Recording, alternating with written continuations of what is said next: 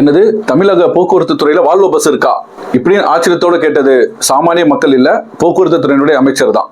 இந்த வீடியோ பாருங்க, உங்களுக்கே தெரியும்.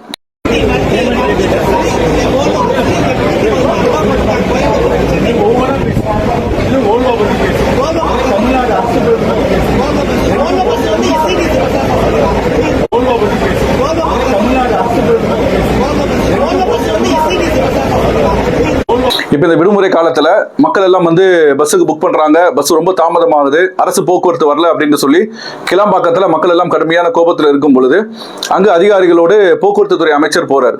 அப்ப பயணி ஒருத்தர் வந்து கேட்கிறாரு, நான் புக் பண்ண வால்வோ பஸ் என்ன வரல அப்படின்னு சொல்லிட்டு அவரு வந்து அமைச்சர்கிட்ட ஆர்கியூ பண்றாரு. அப்ப அமைச்சர் சொல்றாரு, இங்க பாருங்க, நான் அரசு போக்குவரத்து பஸ்ஸை பத்தி பேசிட்டு இருக்கிறேன், நீங்க வால்வோ பஸ்ஸை பத்தி பேசுறீங்க அப்படிங்கிறாரு. அப்ப பயணி ரொம்ப ஆதங்கத்தோட கத்துறாரு, சார் எஸ்இடிசி பஸ்ல வால்வோ இருக்கு சார் அப்படின்னு சொல்லி கத்துறாரு.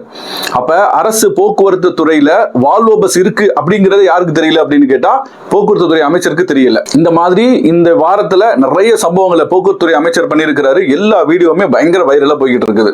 அதே மாதிரி பத்திரிகையாளர் சந்திப்புல சொல்றாரு, அதே பஸ் ஸ்டாண்ட்ல நின்று சொல்றாரு, மக்கள் எல்லாம் கடுமையான கூட்டத்தில் இருக்கிறாங்க, பெண்கள் குழந்தைகள்லாம் வச்சுட்டு அலை மோதிட்டு இருக்கிறாங்க, அவங்களுக்கு பஸ் கிடைக்கல அப்படின்னு சொல்லி அதுக்கு ஒரு தீர்வு அவர் சொல்றாரு. நாங்க இப்ப என்ன பண்ணிருக்கோம் அப்படின்னு கேட்டா, பஸ்ஸை புக்கிங் செஞ்சவங்களும் புக்கிங் செய்யாம நேரடியாக வந்த மக்களும் இருக்கிறாங்க. நாங்க இப்ப யாரெல்லாம் பஸ் புக் பண்ணிருக்கிறாங்களோ அவங்கள்ட்ட கோரிக்கை வச்சு நீங்க வராதீங்க அப்படின்னு சொல்லி அந்த இடத்தையெல்லாம் பஸ் புக் பண்ணாதவங்களுக்கு ஏத்தி நாங்க அனுப்பிக்கிட்டு இருக்கிறோம் அப்படின்னு சொல்லி ஒரு புதுமையான ஒரு தீர்வையும் சொல்லி இருக்கிறார். அந்த வீடியோவையும் பாருங்க.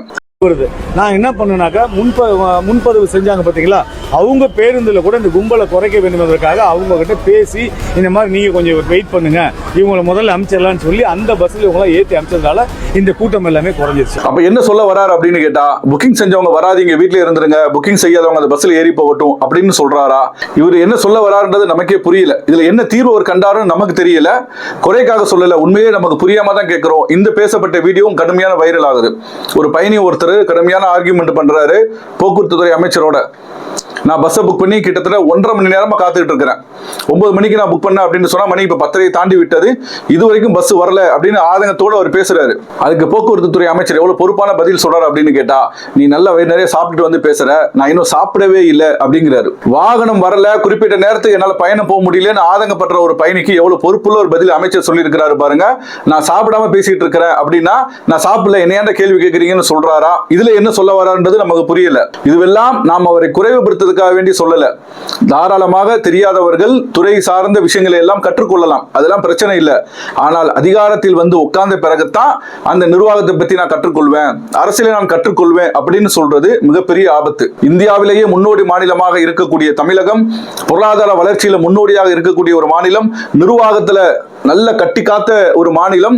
இது மாதிரியான அமைச்சர்கள் வந்து உட்கார்ந்து அதை சீரழிச்சிட்டாங்க அப்படின்னு சொன்னால் மீண்டும் கட்டி எழுப்புவதற்கு பல ஆண்டுகள் ஆகும். அதே மாதிரி பாத்தீங்கன்னு சொன்னா, நம்மளுடைய தற்போதைய முதலமைச்சர் இவர் தேர்தல் வாக்குறுதியில மக்களுக்கு மத்தியில ஒன்னு சொல்றார், நான் ஆட்சிக்கு வந்தால் அடுத்த நிமிடமே நான் ஒரு கையெழுத்து போடுவேன். ஆட்சிக்கு வந்த அடுத்த நிமிஷம் தமிழ்நாட்டில் எல்லா இடத்துக்கும் அனைத்து அரசு பேருந்துகளிலும் கட்டணம் இல்லாமலே போகலாம். தமிழ்நாடு முழுவதும் உள்ள பஸ்ஸுகள்ல மகளிர் இலவசமாக பயணிப்பதற்கு உடனடியாக ஆட்சிக்கு வந்தோட கையெழுத்து போடுவேன் அப்படின்னு சொன்னார். நீங்கள் ஆட்சிக்கு வந்த பிறகு போடுவது இருக்கட்டும், நீங்கள் ஆட்சிக்கு வருவதற்கு முன்னாடி நிதிநிலையை பத்தி நீங்க தெரிஞ்சுக்கிட்டீங்களா? பட்ஜெட் எல்லாம் பாத்தீங்களா?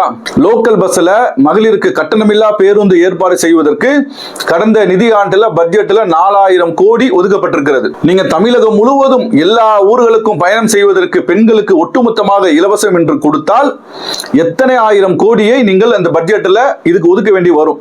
தற்போது உள்ள நிதி நிலைமையில மாதத்திற்கு 565 கோடி நட்டத்தில் இயங்கிக் கொண்டிருக்கிறது போக்குவரத்து துறை. அவ்வளவு கடுமையான நிதி நெருக்கடியில கடந்த நிதி ஆண்டுல 22,000 கோடி போக்குவரத்து துறைக்கு மட்டும் ஒதுக்கப்பட்டிருக்கிறது. தமிழகம் முழுவதும் அனைத்து பேருந்துகளிலும் மகளிருக்கு இலவச பேருந்தை நான் தருவேன், அதுவும் ஆட்சிக்கு வந்த அடுத்த நிமிடமே போடுவேன் சொன்னீங்களே, இது வரைக்கும் போட்டீங்களா? இன்னும் நீங்க ஆட்சிக்கு வந்து ஒரு நிமிடம் ஆகலையா?